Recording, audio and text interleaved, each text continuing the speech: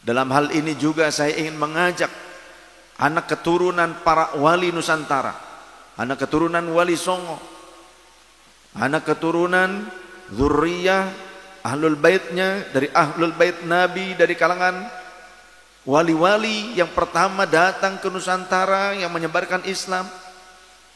Antum semua tidak perlu menutup diri lagi.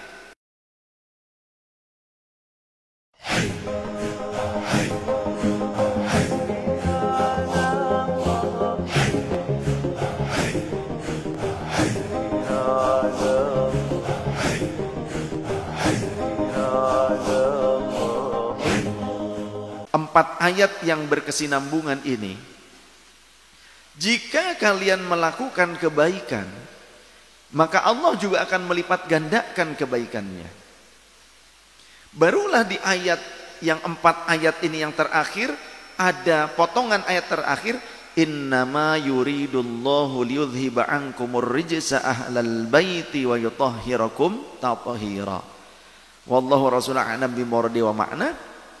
Sesungguhnya Allah berkehendak untuk menghilangkan rijsun, kotoran-kotoran dari kalian ahlal baiti, wahai ahlul baitnya Nabi, wa yutahhirakum tathira, dan menyucikan kalian dengan sesuci-sucinya. Awas, hati-hati, jangan memonopoli ayat. Karena banyak orang menggunakan ayat tapi tidak pada tempatnya atau bukan peruntukannya, tidak sesuai substansinya. Ada orang-orang yang menggunakan innama yuridullahu liyudhiba ankumur rijsa ahlal baiti wa yutahhirakum tathira sebagai legalitas kemaksiatannya, legalitas perbuatan zalimnya. Ada orang yang seperti itu. Ini merupakan maksiat yang sangat besar. Kenapa? Mendustakan ayat Allah Ta'ala.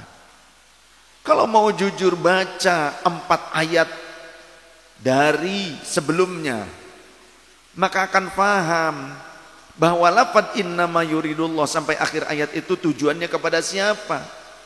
Tujuan utamanya adalah kepada istri-istri Nabi. Walaupun mereka istri Nabi, disayang oleh Nabi, dilindungi oleh Nabi, mereka khidmat langsung kepada Nabi, hidup sezaman dengan Nabi, hidup serumah dengan Nabi, bisa melihat auratnya Nabi, mereka juga boleh memperlihatkan aurat mereka di hadapan sang Nabi.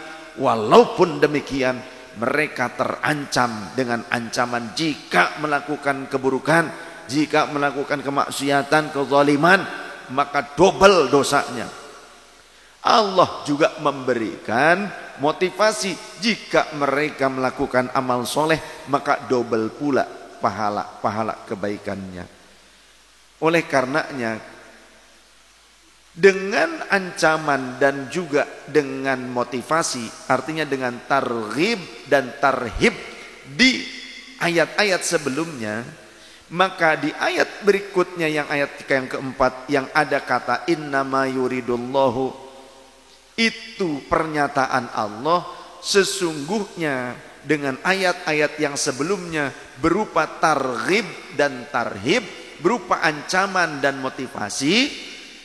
Kenapa kok Allah sampai mengancam dan memberikan motivasi kepada istri-istri Nabi, kepada ahlul bait Nabi? Karena Allah berkehendak untuk menghilangkan rijsun, kotoran dari diri kalian wahai ahlul bait Nabi. Berupa apa? Dosa. Dengan cara apa? Allah mengancam, Allah menakut-nakuti ahlul bait Nabi. Jika kalian melakukan dosa, kalian akan double dosanya, azabnya. Bukan dosa lagi, azabnya double. Maka dengan ancaman ini Allah berkehendak supaya ahlul bait Nabi menghindarkan diri mereka daripada dosa dan kezaliman, sehingga mereka akan dibersihkan, mereka akan dikeluarkan dosa-dosanya. Kemudian Allah juga memberikan motivasi, jika mereka ahlul bait Nabi melakukan kebaikan, Allah akan melipat gandakan pula pahalanya. Maka ini tujuan Allah supaya ahlul bait Nabi ini menjauh daripada kezaliman kepada diri mereka sendiri ataupun kepada orang lain, dan mereka termotivasi untuk melakukan kebaikan-kebaikan. Supaya apa? Supaya jadi penebus dari dosa-dosa mereka. Karena Allah berfirman, Innal hasanat yudhibnas sayyiat. Sesungguhnya kebaikan-kebaikan itu bisa menghapus keburukan-keburukan. Kamu hindari keburukan dan kamu harus berpacu meraih kebaikan supaya aku bisa menghilangkan kotoran dari diri kalian, yakni berupa dosa, dan aku bisa menyucikan kalian dengan sesuci-sucinya. Tujuanku itu mengancam kalian dan memotivasi itu, kata Allah. Gitu maksudnya. Bukan melegalkan maksiat, bukan memperbolehkan ahlul bait Nabi bermaksiat atau bahkan zalim, bahkan mengambil hak orang lain atau menindas orang lain, ya. Bahkan seolah-olah memperbudak dengan cara perbudakan yang baru. Dengan apa? Doktrin kualat, jualan barokah. Awas, jangan mau dibodohi. Kalian ini umat Rasul sallallahu alaihi wasallam. Kalian orang yang merdeka. Jangan mau diperbudak dengan cara perbudakan yang baru.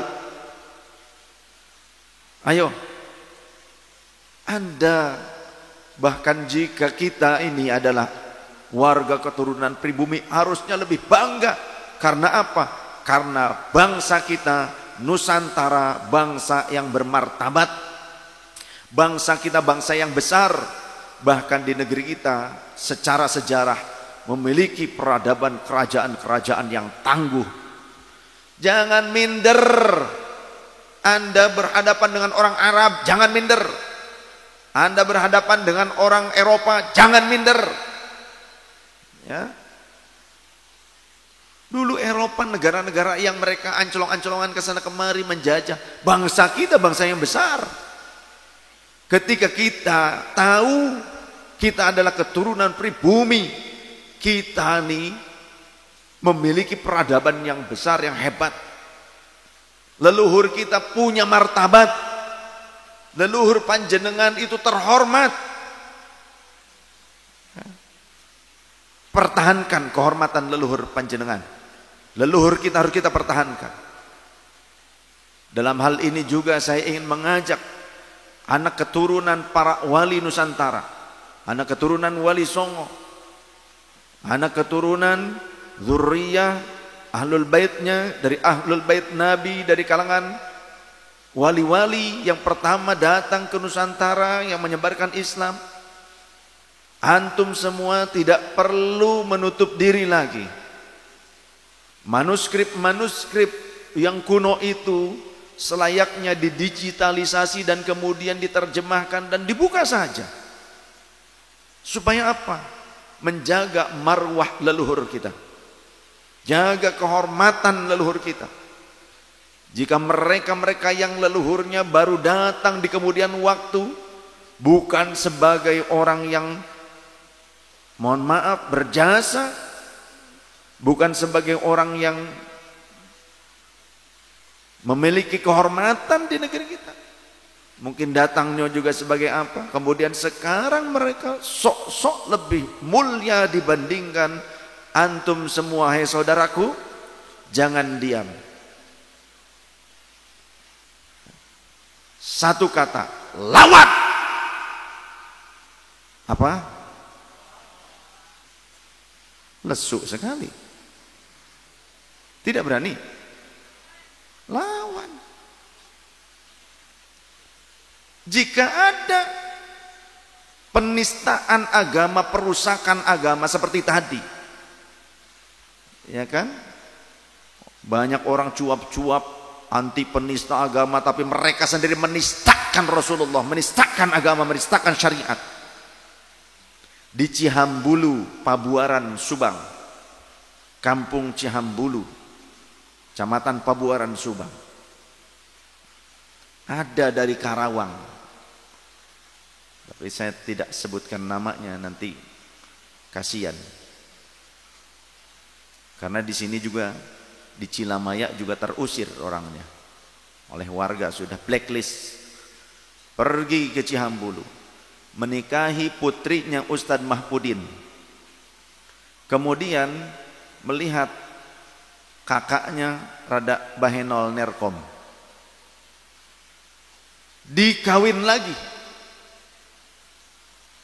Kakak beradik dinikahi dua-duanya. Tidak dicerai terlebih dahulu salah satunya. Ya, yang pertama tidak dicerai ataupun meninggal. Tidak. Kondisi hidup dan dalam masih pernikahan yang sah, dia nikahi saudari kandungnya. Bingung di sana. Termasuk MUI desa, MUI kecamatan bingung. Mau menegur, takut kualat. Nelpon, ada warga, ada banser nelpon ke saya. Kemudian di loudspeaker ternyata sedang ngumpul para ulama di sana dan MUI kecamatan. Nanya ke saya, Sidi, ya Sayyid, bagaimana ini ada kejadian orang mengaku ahlul bait Nabi, mengaku habaib dari Karawang. Untung bukan saya. Bukan saya. Saya yang ditelepon, saya yang dimintai pendapat. Dimintai fatwa. Dia menikahi putri Ustadz Mahfudin, kemudian kakaknya dinikahi lu juga, ini adik kakak, dua-duanya sekandung, itu dinikahi dua-duanya. Kata saya, yang kedua hukumnya zina, haram. Terus bagaimana? Harus diceraikan. Kalau dia tidak mau dan dia menganggap itu halal bagi ahlul bait Nabi, maka tangkap, proses hukum. Membuat kegaduhan, kekacauan di masyarakat, merusak. Secara syariat tidak boleh. Bahkan andaikan istri yang pertamanya ini diceraikan, tapi dia ingin menikah dengan saudari kandungnya mantan istri ini, jika istrinya ini diceraikan belum habis masa iddahnya, tidak boleh menikah dengan saudari kandungnya si istri sebelum istrinya itu masa iddahnya habis. Karena di masa iddah masih kategorinya istri, bahkan masih bisa rujuk. Di Cibarusah ada orang yang menikahi gadis didikan Kiai Agus Patoni. Setelah diambil madunya, sariknya setelah 3 hari, baru 3 hari kemudian langsung difirak dan dikata-katain dengan perkataan yang buruk. Kamu tidak pantas buat Habib, katanya. Diceraikan begitu saja setelah 3 hari. Ya, dengan kata-kata yang tidak pantas. Ini nyata. Di Cikarang, rumah jamaah kita disambangi tengah malam, diloncati pagarnya, digedor-gedor rumahnya. Pembantunya keluar menemui, kemudian ketakutan, panggillah karyawan sang majikan. Majikannya belum datang, ditungguin tengah malam sampai menjelang subuh tiba. Pas majikannya datang, diperes, dimintai duit. Pada saat gak ada uang cash, adanya di ATM, diminta kartu ATM-nya, nomor-nomor PIN-nya dikasihkan. Jamaah saya juga. Ya Allah. Jadi ini merupakan sama dengan penjajahan gaya baru, atau ini adalah warisan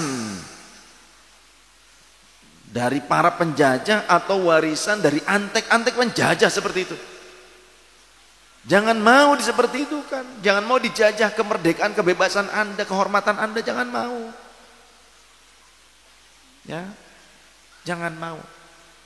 Boleh melawan, lawan, tidak masalah. Ya, jangan takut kewalat. Yang kewalat orang itu yang justru mengotori dan menistakan Rasulullah sallallahu alaihi wasallam.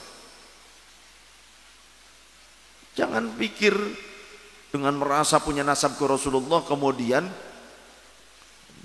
merusak syariat, merusak nama baik Rasulullah, kemudian gak kewalat-kewalat. Ya. Jika banyak menemukan kejadian seperti ini dan merenggut hak kehormatan antum, merenggut hak kemerdekaan antum, apa jawabannya? Lawan. Setuju? Setuju? Jangan diam, lawan. Sudah saatnya orang kita-kita ini yang dikatakan warga pribumi, keturunan pribumi, kemudian selalu dikerdilkan, dianggap hina oleh mereka. Anda punya kehormatan, leluhur Anda punya kehormatan, saatnya jangan diam. Tindakannya apa? Lawan.